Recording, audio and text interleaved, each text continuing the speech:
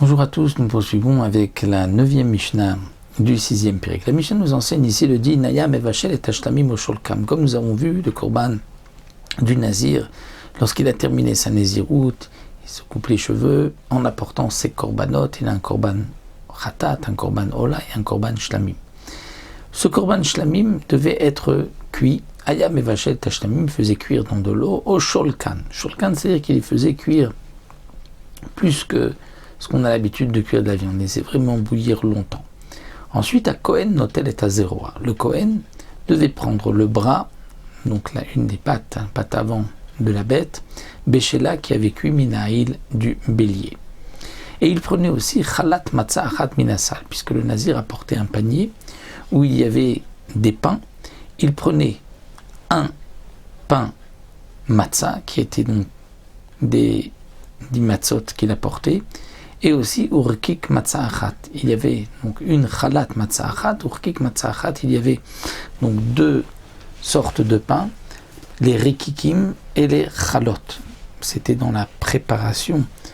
Leur préparation était différente, et c'est donc pour cela que certains étaient appelés chalot, d'autres rikikim, mais ils étaient tous matzah, donc ce n'était pas du chamet mais de la matzah. Donc il y avait 10 pains de chalat matzah et 10 pains de rikik matzah.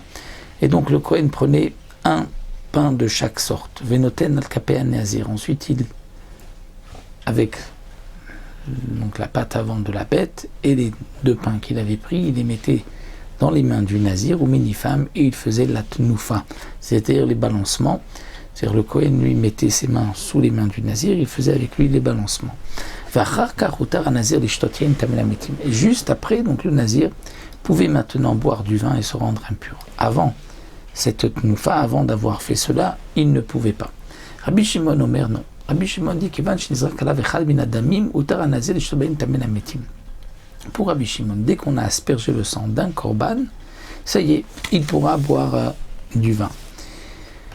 Pour Tanakama, comme c'est marqué, dit le Barthénora, ve'achar yishte an-nazir yain, et après, le nazir pourra boire du vin, après signifie après avoir tout terminé. Pour Rabbi Shimon, non. C'est marqué achar yishte an-nazir, après le nazir boira du vin, mais c'est marqué aussi achar et galecho et nizro, après qu'il ait coupé ses cheveux. Donc de là on apprend que achar et galecho et nizro c'est une seule chose, c'est se couper les cheveux. Donc achar yishte an-nazir yain, c'est après une seule chose il pourra boire du vin. Et quelle est cette chose-là?